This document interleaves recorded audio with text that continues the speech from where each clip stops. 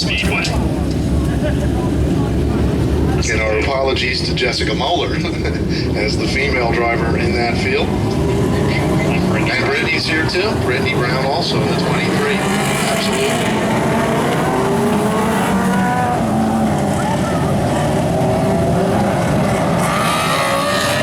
Ladies and gentlemen, you can forget about the rest. You're looking at the very best, and we've got them 4 abreast.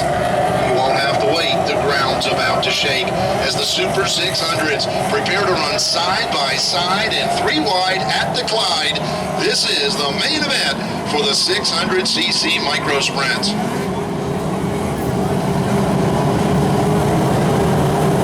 Starting lineup for the 600s as they prepare to go side by side. Paul Sitter out of Ephrata, the Iron Man in the 75. Mark Yoder alongside Mark. 28, Bruce Ginther Jr. Starting third is the 45, AJ Michael. Coming out the top 4 starters is the 5 of Travis Ash. The number 9, Pistol Pete Michael out of Lidditz will start 5th.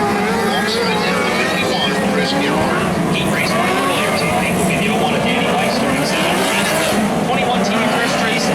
Row number 5 on the inside, the 7H Mike Rutherford.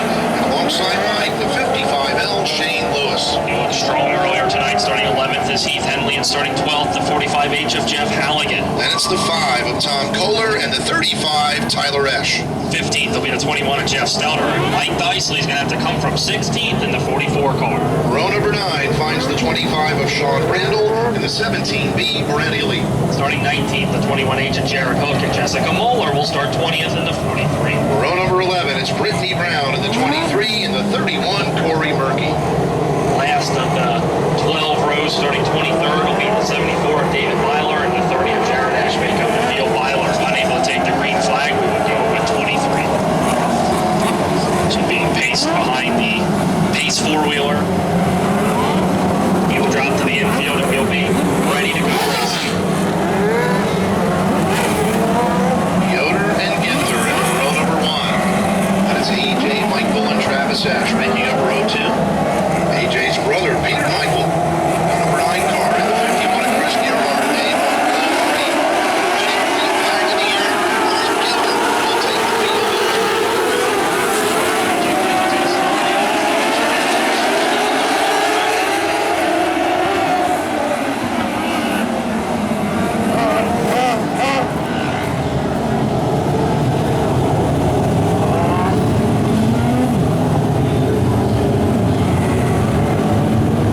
It was an odd spin for Jared Ash. Rare when you see somebody spin on the front stretch like that. He was able to fire it up and pull away. Check things out. That was an interesting start. AJ Michael slid right up into the runner-up spot, and he was going after Mark Yoder, but the yellow flag neglects all of that. Yeah, AJ trying to get up there quickly and battle for the lead. And we'll see if he can do it again as they get set to go side by side and try it again. Yoder and Ginther on the front row. These drivers coming off recently completed Pennsylvania 600 Speed Week, 6 races and 8 nights, including 2 big events right here at the Clyde. In fact, the first 2 races of Speed Week were held here. The prelude to the Mania, and then of course Micromania, which paid $10,000 to win. Ryan Graff, who's not here with us tonight, but Ryan took home the big money at Micromania 2 weeks ago. 10th place starter Shane Lewis, the 55L, ended up being the Speed Week champion. Everything was said and done. It's his first single Solo championship. Yeah, he shared it with Heath Henley. Yes, in 2009. Ironically started right behind him. Lewis never finished out of the top 5.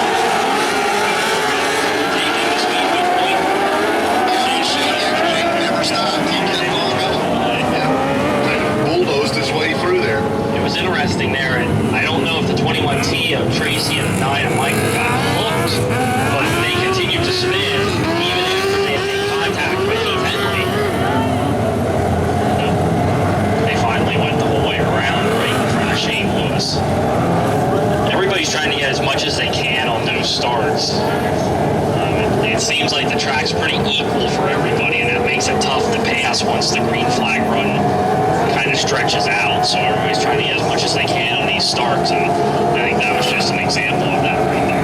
I think you hit the nail on the head there, Mike. The track is very fast. We mentioned a lot of humidity in the air here tonight, and you can see there all the brown. There's virtually no black from it drying out and slicking off. So a lot of bite in the track. It's tacky, and that, you're right, it's equal. It makes everybody really fast. The drivers, I'm going to guess here, only one lap down, 24 to go, but if somebody can get hooked up and work well down around the bottom, because I think it's going to be an outside groove type of track. And we've seen that before with Mike Dicely on one of our TV races. He started outside the top 20, and by using the inside line, was able to drive to the rear. And usually when we look back through, the first person that comes to mind that runs the bottom toward the front could be Mike Rutherford. Right. Yep. Everybody else usually likes to be up around that high side of Speedway. Chris Gerhardt worked the inside pretty well in the heat race.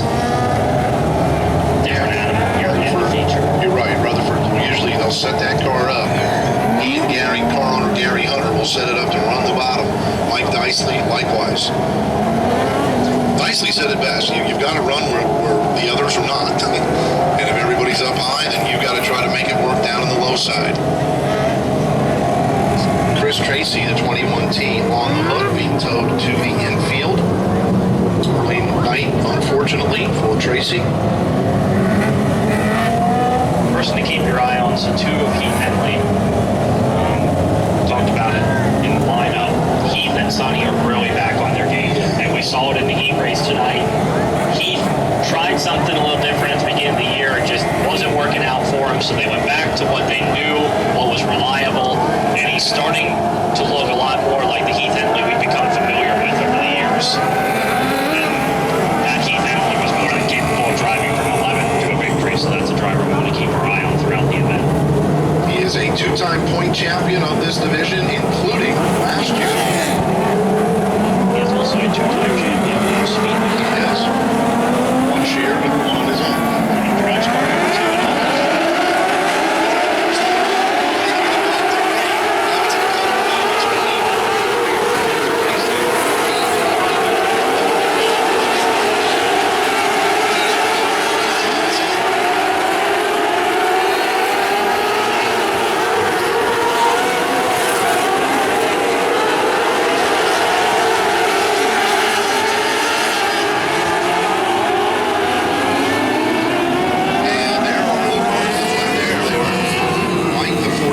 Jesse did 43. Not quite sure what happened there. Dicely went in. It looked like he caught the inside groove there, and the tire went flat, and the car just spun around on him. And there, Oh, yeah. he rolls by us on the French stretch. You can see the left rear tire is flat. Yeah. Jess Muller just kind of an innocent bystander, and she swung to the outside to miss Dicely. But I was just about to say, Barry, in that 270 race, we saw a lot of slide jobs, drivers going in on the bottom when the guy they're racing, or driver I should say, they're racing is on the outside, then they just slide up to the wall to try to negate the momentum that driver carries off of the turn. Just trying to slide up in front of them, so hopefully they hit them in the rear. It sounds a little harder, I guess, than it is, as the drivers are pretty good at doing it, but that's the kind of racetrack we have tonight. They can run in on the bottom and slide up. It's hard to stay on the bottom, but if you're going to pass somebody, especially that little bit of green flag run we just saw there were a lot of them throughout the whole field. Drivers going in on the bottom and just sliding to the wall. And it's almost, I hate to say orchestrated, but the driver who is being passed has to be aware and kind of focused, because you know that car sliding underneath you is going to come up, drift up in front, and you've got to either be prepared to back off a little bit or dive for the bottom and then just cross over and try to repass. It's hard to explain, but easy when you see it. And it's definitely a lot harder in open wheel racing, like you're watching now, than in such as NASCAR. They talk about slide jobs in NASCAR, but it's not quite the same thing. Full fender cars, if they make contact, there's usually a little bit of damage, but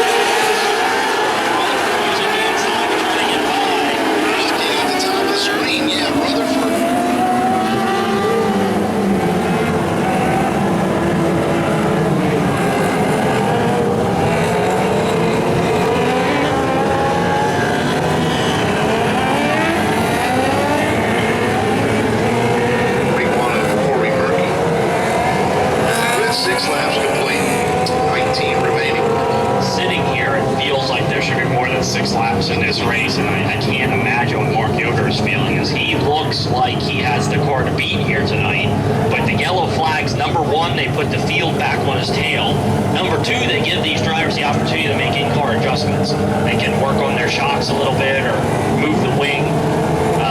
It gives them time to think about the adjustments they can make, I should say, and that's tough for the guy leading the race. You just want to see it go green and kind of make them race with what they got, especially when you're as fast as Mark Yoder is. Yeah, just before that yellow flag, and we were talking about it, probably the best battle on the racetrack was back around 5th and 6th with Shane Lewis in the 55L, the 7H of Mike Rutherford, and the 2 of Heath Hanley is right behind Rutherford now.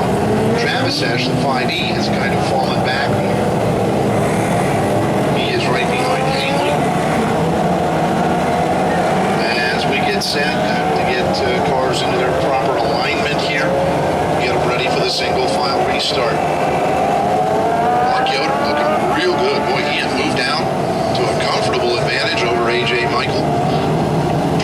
AJ looks fast. He needs a good run here. I just don't know if he's fast enough to get Yoder. He's really good on these restarts. I think that's his opportunity. See what happens. Through the cone.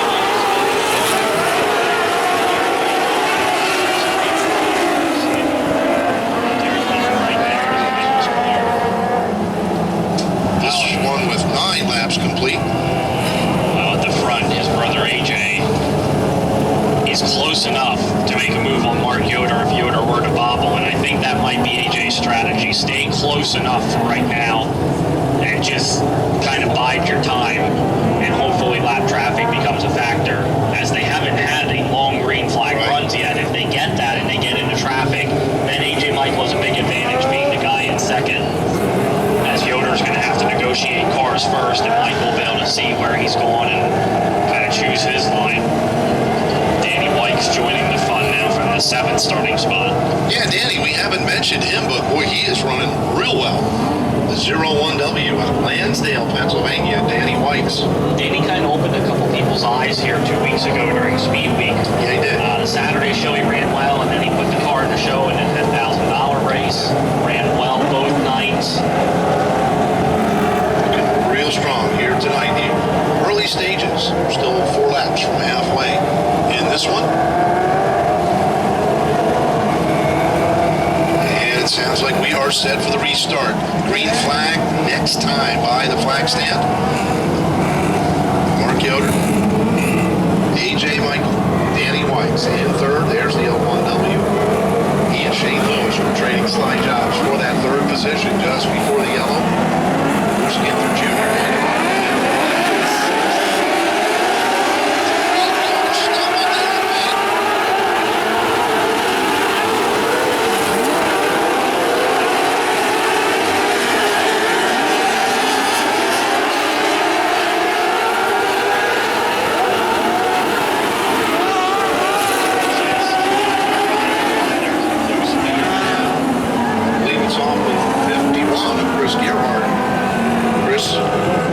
Parked over there in turn 4. There's that loose wheel.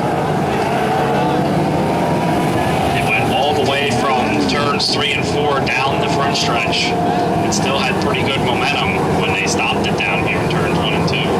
Not sure there where Scott Fry jumped off and picked up that. It almost looked like the wheel center broken out. Yeah. That'll happen sometimes. Actually, the second time that's happened to Chris Gerhardt in recent weeks. Yeah, you're right.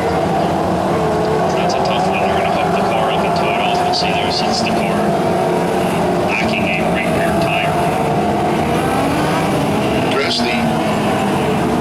is a 10-point champion of this 600cc class here at the Clyde Martin Memorial Speedway. He's out of Harleysville, Pennsylvania. Car looks good every week. Really does. Never seems to get by lap number 10. Yeah. It's always an early race bad luck that works the 51 car. Be an interesting restart. Hollinger Sports and Turf number 45. AJ Michael out front. Got the advantage on that last restart. And simply, I think Yoder went through the corner and the car pushed a little bit on him and he wasn't expecting it until he corrected. AJ had already grabbed the race lead. I mean, who would you rather buy an ATV from than the guy that might win this race here? Hollinger Sports and Turf number 45. AJ Michael, we call him the Leadfoot from Linux. He's been doing this a long time. He is still a kid. At least I consider him a kid in his 20s, but he has been racing these cars a long time.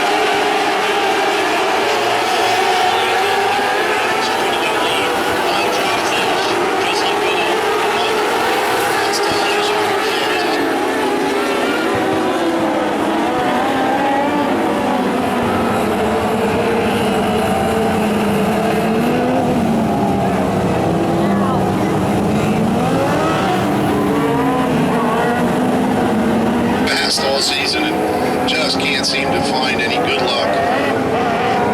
Tyler Ash out of New Providence, Pennsylvania. They got there with a fire extinguisher, but that was just a little bit of fire out of the exhaust, burning off the excess fuel. A lot of smoke that came from that machine. So a lot of work for that team to do.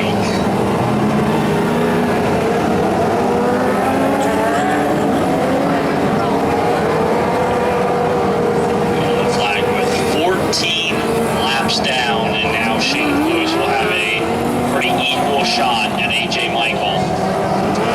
Depending on what happens after this green flag, it may be his last shot on the restart. Because the field seems pretty settled into where they are now. Everybody battling for position, but things have settled down nonetheless. The field's pretty equal, which means it's going to take longer for AJ Michael to get to lap traffic than it would on kind of a different night. Yeah, you're right. Yeah, on a dry, slick track, people are going to have problems getting through the corners. Absolutely. Shane Lewis sitting in second spot now. There he is in the 55L. We talked about him winning the Pennsylvania 600 Speed Week title, the overall championship. When you stop and think about what he accomplished during the week, never finishing out of the top 5, that's tough to do in a month's time. Over 4 races, 1 time a week, but he ran all those races in that short amount of time and did it so successfully. That's just such a credit to the time that they put in with the upkeep of that car. Had the win at Clinton County on the 4th of July. That's 3 times. Finished second in those Speed Week events. I believe it was also a 4th and a 5th place finish. So very impressive. And there's no hangover, no letdown after the Speed Week title. He came right back this past Wednesday night and won wingless race, wingless feature event at the Kutztown Fair Speedway. So Shane Lewis, and he told me, he said it's going to be kind of nice to get back to normal, and took the wing off, and of course they have a different car that they run in those wingless events, and Shane was the winner last Wednesday. Wednesday. So looking for his third victory of the year in this event here in Lango. He was the opening night feature winner and also victorious on Memorial Day weekend. It's been a pretty successful year for Lewis's. They won their first ever wingless race at Linda's this year. They also won a feature race with us up at Linda's, and then the success they've had at Kutztown, the Speed Week success. They've been strong here. So It has been a very good season to this point. you wonder if all that's running through the mind of AJ Michael at this point. It's been a pretty long time since AJ Michael's been to victory lane here at the Clyde. It has. They have struggled. There's just no question, no doubt. They have struggled. And I think it's a mystery to all of you. Doug, his dad, and AJ. He's been a feature winner in big sprint cars and 410 sprint cars at Williams Grove. And that's when AJ moved his way up. He started in the 125s, and he went to the 600s, and then moved up to the sprint cars. He enjoyed success there. There was a scary accident toward the middle of his sprint car career, and they got him win at Williams Grove, and then after a while, they just decided that they'd rather come back to the Clyde and have some fun. Peter was moving up through the ranks, AJ's brother. He now races in the 600s on the Speedway now as well. AJ really took to the idea of racing on the same track as Peter. So he's back in the 600s. And perhaps